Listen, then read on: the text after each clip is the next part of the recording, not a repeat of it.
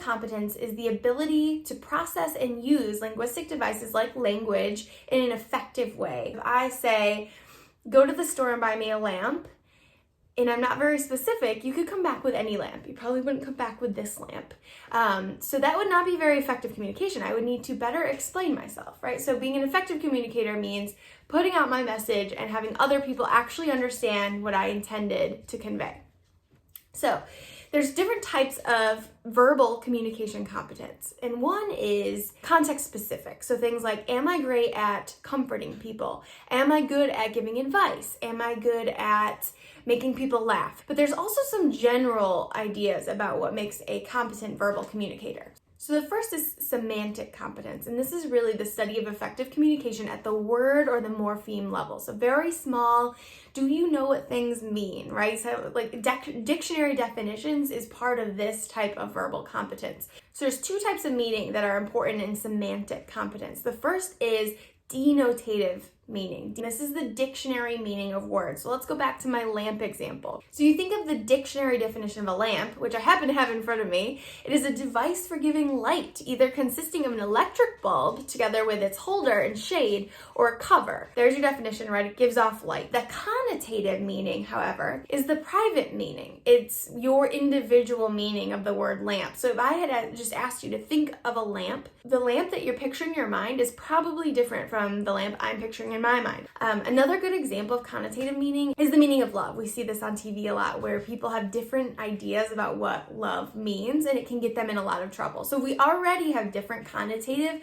definitions of things like lamps. Can you imagine these more abstract terms trying to get agreed upon meaning for all humans so that we can communicate effectively? This is why communication is challenging, because of connotative meanings, because we have different meanings for words based on our own experiences, and it's important to realize that words can bring about different reactions in different people because of these connotations. The second type of verbal competence is syntactic competence, and this is competence at the combining words level. So we've gone beyond just a single word, and we're thinking about how we put words together in a sentence. For example, the mother of the boy and the girl went home. There's more than one interpretation depending on how it's said, how it's read, how there's commas or not in the sentence. Who exactly went home, right? It could be the mother of the boy and the girl, or it could be the mother of the boy and the girl that went home. So that type of thing can trip us up and impede our syntactic competence. The third type of verbal communication competence is pragmatic competence. So this is the study of language in actual interaction. So going beyond the word level, going beyond the sentence level, but in actual interaction, how skilled are we? How effective are we at communicating? And the key here is that you really need to take into account the entire situation, which is really hard to do. That's why it's not easy to communicate. But you need to take into account the situation, what's going on in the world around you, what's going on in the news, what's going on for that person in their life right now. You need to keep in mind your relationship with the other person. So when you're speaking to someone of authority, you need to have deference, right? Because that's what our society has determined is appropriate.